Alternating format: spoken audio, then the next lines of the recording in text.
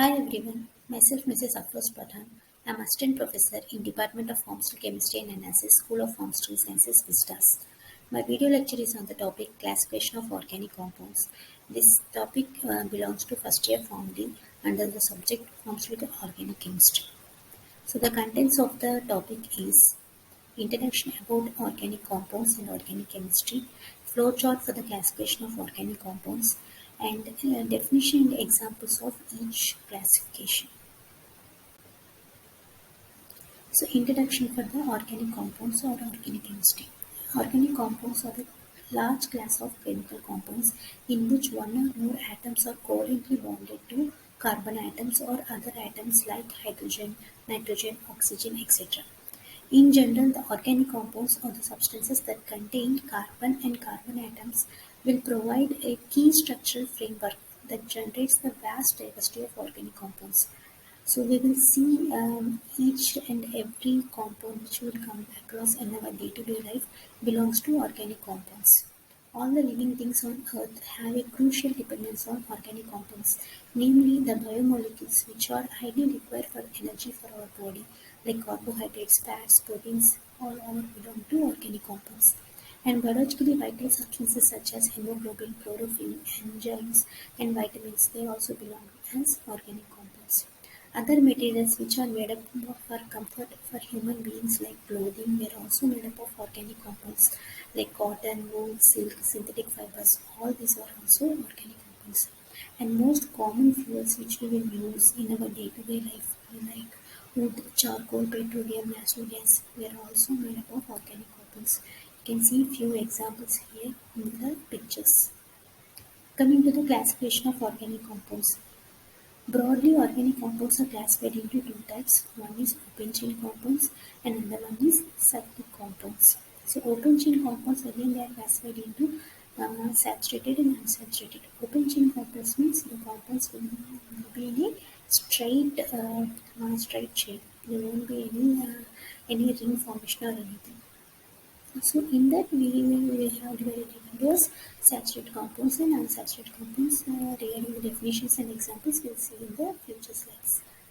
Next, coming to the cyclic compounds. Cyclic compounds again they are divided into two major types, that is homocyclic and heterocyclic.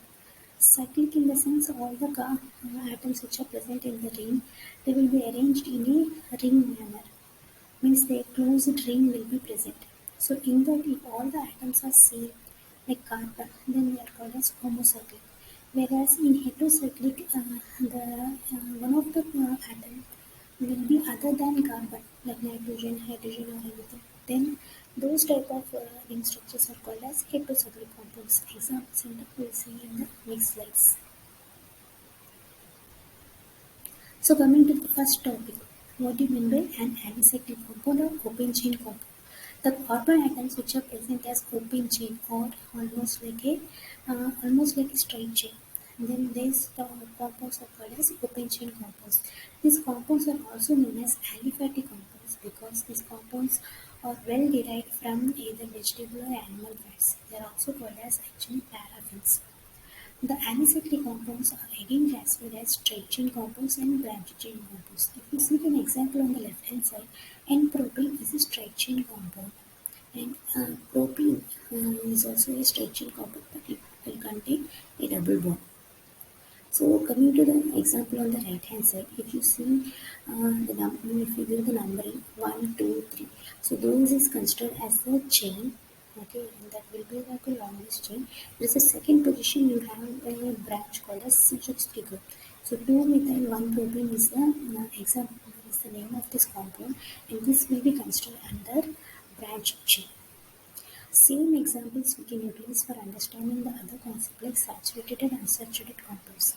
Generally, these open chain compounds, also called as aliphatic compounds or alicyclic compounds, these compounds generally they will be having bonds present in them as a single covalent bonds. Means all the bonds which are present in them are saturated. And if a double or triple bonds are being present in the structure, then these type of compounds are considered as unsaturated compounds.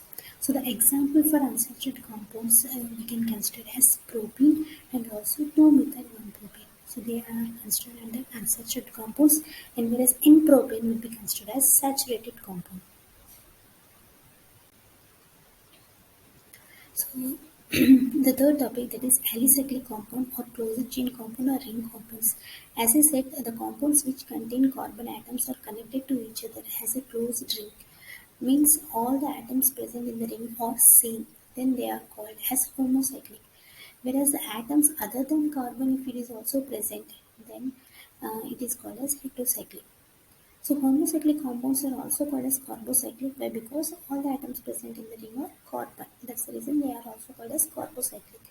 The rings in these compounds are entirely made up of carbon atoms and no other atom is present in the ring. They are further divided into alicyclic compounds and also aromatic compounds. So alicyclic compounds, they exhibit the similar properties that of aliphatic compounds, means all the atoms which are present in that are saturated, means they are bonded each other with single covalent bonds. So these type of compounds are called as alicyclic compounds, and they are also known as cycloalkanes. So that is one class of functional groups. So you can see the example here: cyclopropane, cyclobutane, cyclopentane, and cyclohexane. All are having closed ring, but they are having saturated bonds in them. So these are called as alicyclic compounds. So the next topic is aromatic compound, which is the most important one. So, aromatic compounds. In this also all the atoms are present in the ring and all the atoms which are present in the ring are carbon only. But instead of saturated compounds, it may contain double bonds. Apart from that, it has some other features. Let us see. Okay, so the compounds generally they will be closed structure. That will be the first point to consider. And it should be a double bond which are having conjugated double bond, means an alternate single and a double bond will be arranged as such, and they will be having a special aroma. That's the reason the name came as aromatic compounds. All the compounds should be coplanar, means all the atoms which are present in the ring should be like a present in the same plane, and all the compounds should obey Huckel's rule. So what do you mean by Huckel's rule? Generally, whenever we consider a compound to be aromatic, it will contain certain double bonds. Those double bonds we have to consider into pi electrons. So how many pi electrons are present in the ring we should calculate, and that we have to substitute in the formula given by Huckel, that is 4n plus 2 pi electrons. So when you substitute that and when you do the calculation, the n should get as an integer 0, 1, 2, 3. Then it is considered as the given compound is an aromatic. So if we will consider an example for benzene. So benzene will contain 3 double bonds. So 3 into 2 means like 6 pi electrons are present in that. So 4n plus 2 is equal to 6 pi electrons. If you substitute that, n we will get as an 1. So that is an integer. So benzene is following the Huckel's rule and it obeys Huckel's rule. That's the reason it is an aromatic compound. We'll consider one more example, that is naphthalene. So in naphthalene, you can see two benzene rings are fused to each other, and overall you will have 5 double bonds. So 5 double bonds means 5 into 2, 10 pi electrons are present. And these 10 pi electrons, if you are going to substitute in Huckel's formula, 4n plus 2 is equal to 10. So n, when you sort out it, got it as 2. So 2 is also an integer. So naphthalene also obeys Huckel's rule, and it will also behave like an aromatic compound. So another class of compound is called as heterocyclic compound. A heterocyclic compound is an organic compound in which one or more of the carbon atoms is the backbone of the molecule has been replaced by another atom. Okay, then that atom is considered as heteroatom. Generally, heteroatoms we will include as nitrogen, oxygen, sulfur.